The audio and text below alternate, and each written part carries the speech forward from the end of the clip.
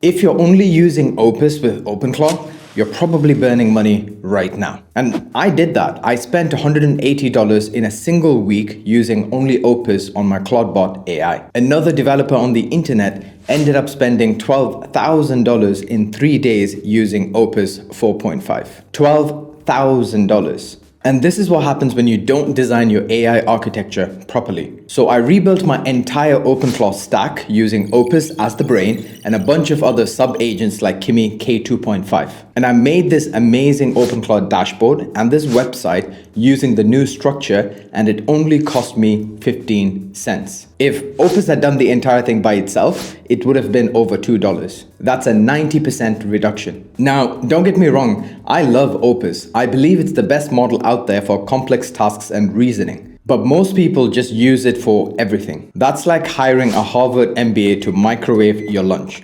Total overkill for everyday tasks. So let me show you how to structure your AI agents properly without spending $200 on an Anthropic Max plan. Now you have to think of AI like a company structure. So there's you as the CEO, and there's probably a manager, which should be Opus 4.5 or 4.6. And then you should assign a whole bunch of sub-agents that Opus can manage. So you might have a research assistant, a content writer, coding specialist, and even a graphics designer. So the thing is, you shouldn't be interacting with your sub-agents directly. That's very tedious. Instead, you should let your manager handle that for you, where it can write spec docs and cross-check the output delivered by your sub-agents. So let me show you how this actually works. So I went to Dribbble and I found this really nice website design for a charity. And literally what I did was I saved this video and then I came over to my Openclaw chat and I literally put the video in here and I said, build a charity website similar to the attached video, act as the orchestrator and spawn a front-end agent. Then write a detailed spec doc for the front-end agent to build upon. Once completed, stress test and make sure everything is as it should be. Create additional agents if needed.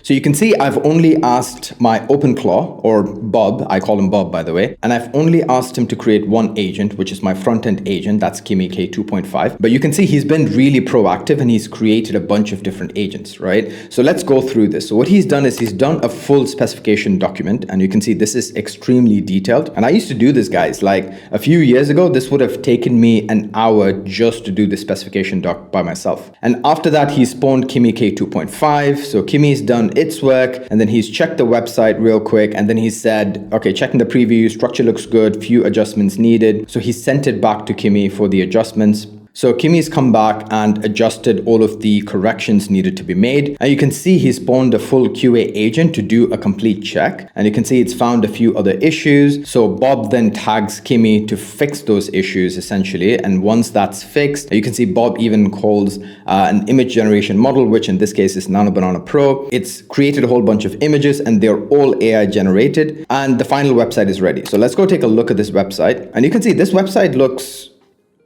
quite amazing, to be honest. Even the sidebar over here is the brand colors of the website, and this looks really good. Okay, so maybe there's some issues like those disappearing panels, but everything else looks really nice. Okay, maybe there's also some contrast issues over here, but other than that, I would say this is like 95% of what I had originally given it. And if you see the original website over here, this is insane. Like I've literally just given it a video and then it's sort of built the code based off of that. And it doesn't just end there, guys. You can see the total cost of this project was around 15 cents. It's because I've set up my Openclaw to sort of give me a cost analysis, and it's given me a complete cost breakdown. So if I had done this using only Opus, it would have cost me around $2. Since I've used a whole bunch of different sub-agents, it's only cost me like 15 cents, and that's 92% saved right there. Now, it might not seem like a lot spending 15 cents versus $2, but imagine you're automating 100 projects like this in a month.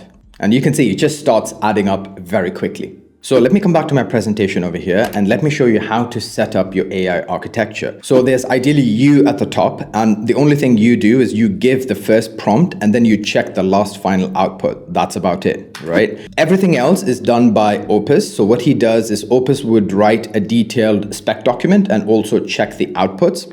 And then I have a coding agent, which is Kimi K2.5 in this case. The reason I use Kimi K2.5 is because it's the strongest open source model for coding, and it excels at coding with vision. And that's how you're able to get an entire website just from a single video. And it's also 10 times cheaper than Opus 4.6. So the next one is a research agent, and I use DeepSeek R1 for this. And it's because it's actually the best at deep research, and it's 11 times cheaper than Opus 4.6. And then finally, I also have a copywriting agent, which is GPT 5.2 in this case. And this is just personal preference because I like the output that 5.2 creates. And it's also 2 times cheaper than Opus 4.6. And this is how you save 90% on your API usage while still getting a very high quality output.